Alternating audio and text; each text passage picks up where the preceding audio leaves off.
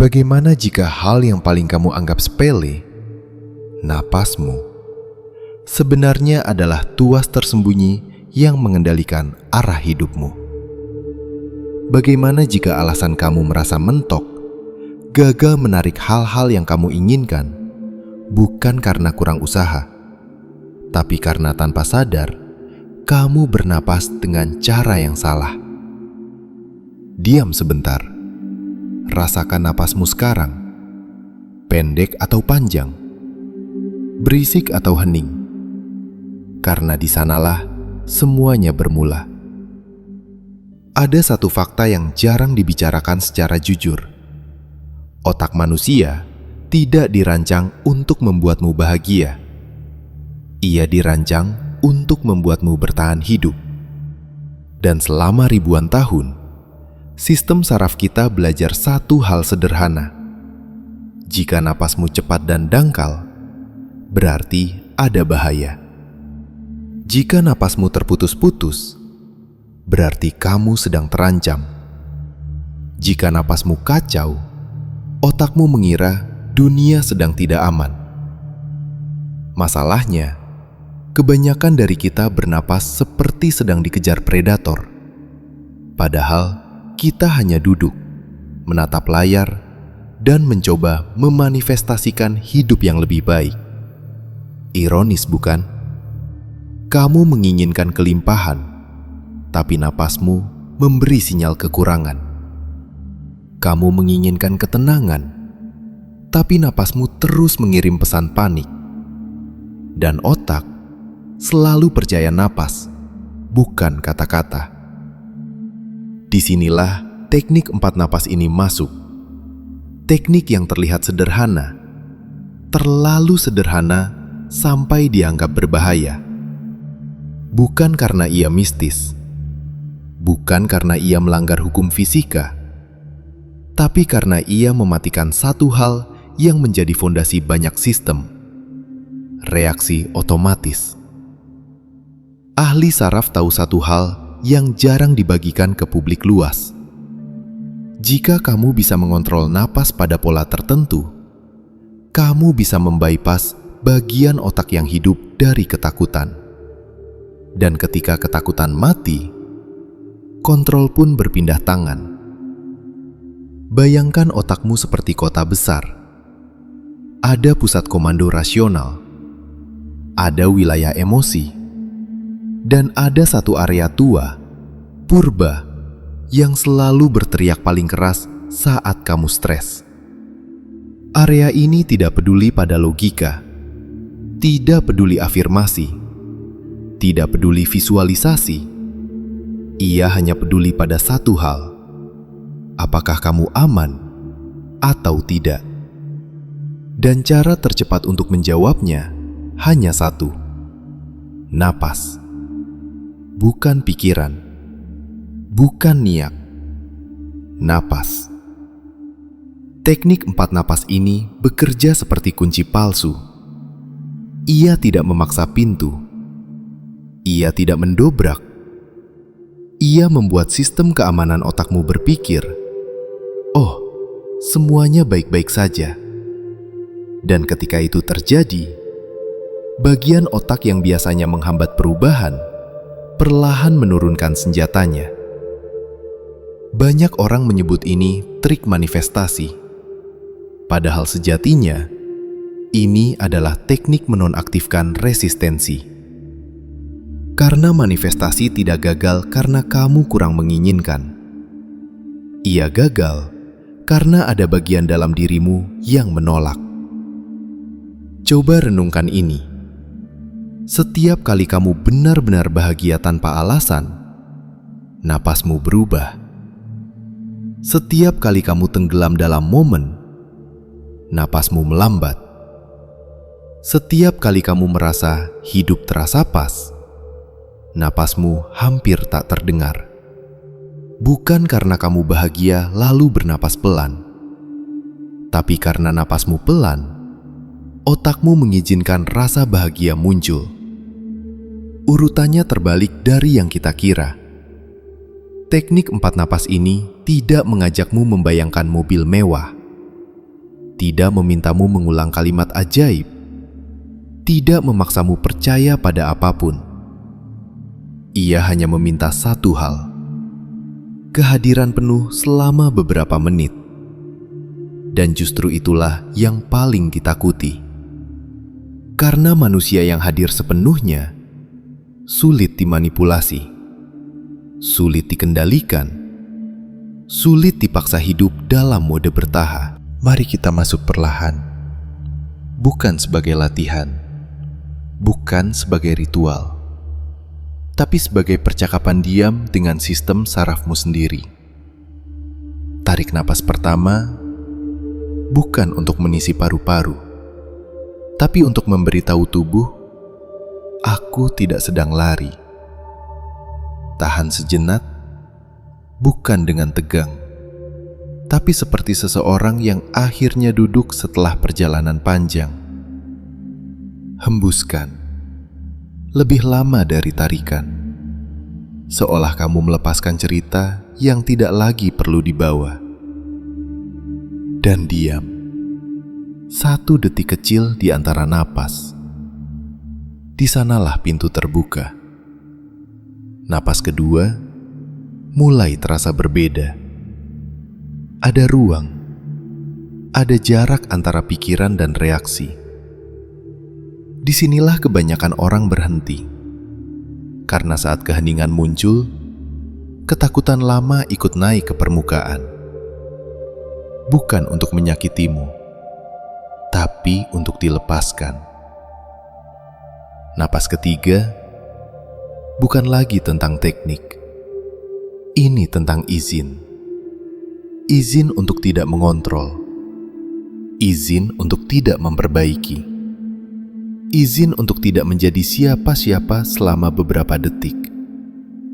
Dan otak yang terbiasa bekerja keras mulai bingung.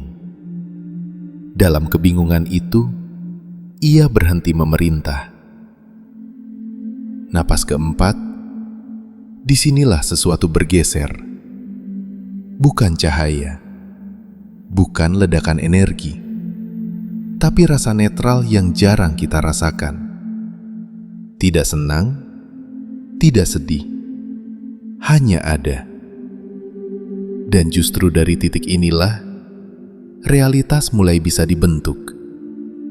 Karena selama ini, kamu mencoba mengubah hidup dari pikiran yang tegang, dari napas yang tergesa, dari sistem saraf yang mengira dunia adalah ancaman.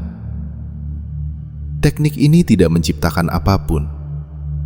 Ia hanya menghapus gangguan. Dan ketika gangguan hilang, arah hidupmu menyesuaikan dengan sendirinya. Mungkin sekarang kamu mulai mengerti kenapa teknik sesederhana ini tidak pernah diajarkan dengan jujur. Bukan karena ia berbahaya, tapi karena ia membuatmu berhenti mencari di luar. Dan manusia yang tidak terus mencari, akhirnya mulai melihat.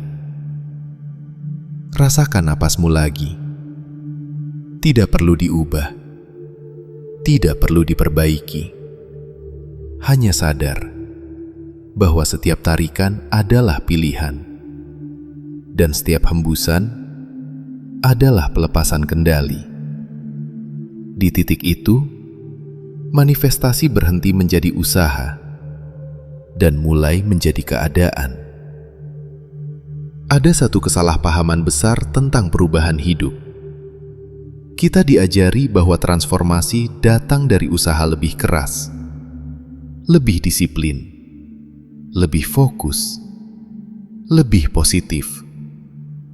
Padahal, perubahan terdalam justru terjadi saat sistem di dalam dirimu berhenti melawan. Dan di sanalah napas kembali memainkan perannya. Setiap pengalaman yang pernah melukaimu tidak hanya tersimpan sebagai ingatan. Ia tersimpan sebagai pola napas. Saat kamu pernah dipermalukan, napasmu mengecil. Saat kamu pernah ditinggalkan, napasmu tertahan. Saat kamu belajar bahwa dunia tidak aman, napasmu tidak pernah kembali utuh. Tubuhmu ingat, bahkan ketika pikiranmu pura-pura lupa.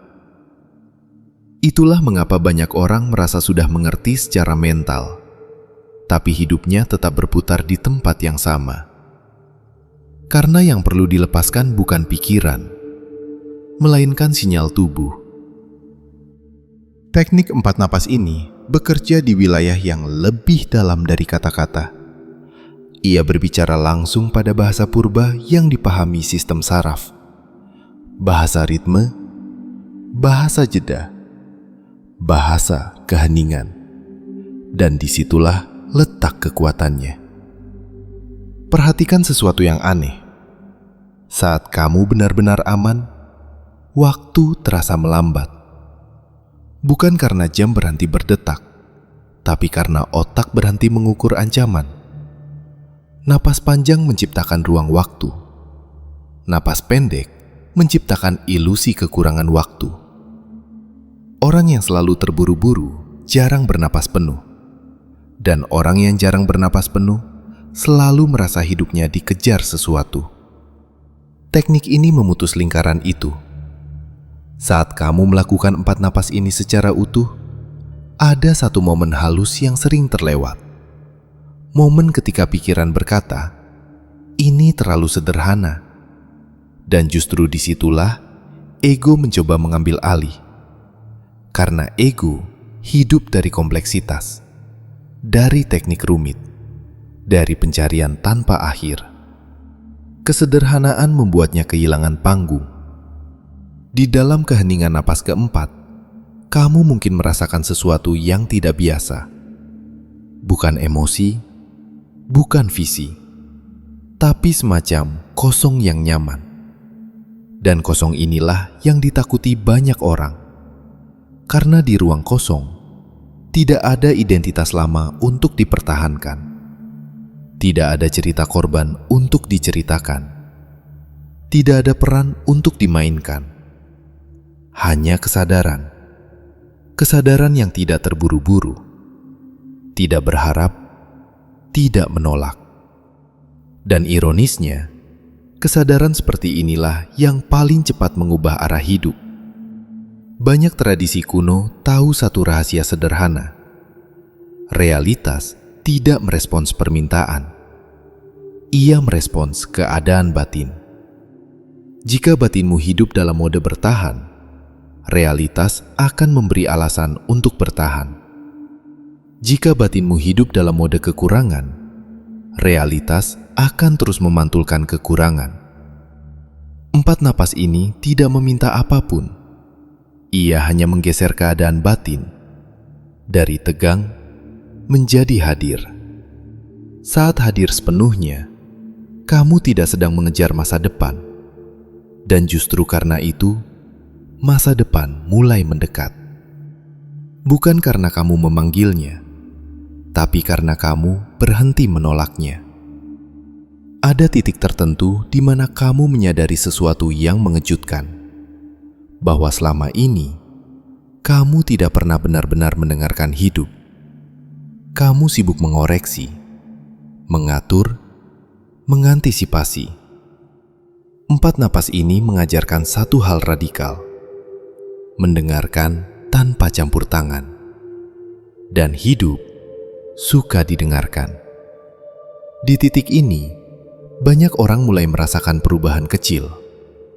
Tidur lebih nyenyak, reaksi emosional melambat, keputusan terasa lebih jernih. Bukan karena hidup tiba-tiba sempurna, tapi karena kamu tidak lagi bereaksi dari luka lama. Respons menggantikan reaksi. Pilihan menggantikan impuls. Transformasi sejati jarang terasa dramatis. Ia terasa sunyi, hampir membosankan. Tidak ada ledakan energi, tidak ada sensasi magis, hanya rasa pulang. Dan mungkin inilah yang paling berbahaya dari teknik ini.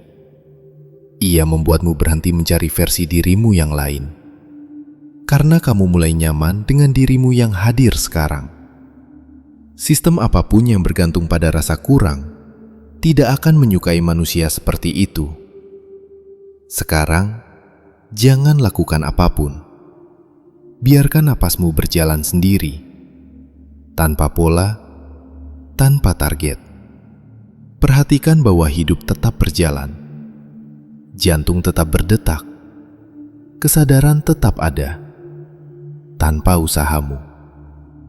Di sanalah pemahaman itu muncul dengan lembut, bahwa kamu tidak perlu memanifestasikan kedamaian. Kamu hanya perlu berhenti mengganggunya. Bahwa kamu tidak perlu menciptakan makna. Makna muncul saat kamu hadir. Bahwa kamu tidak perlu menjadi siapapun.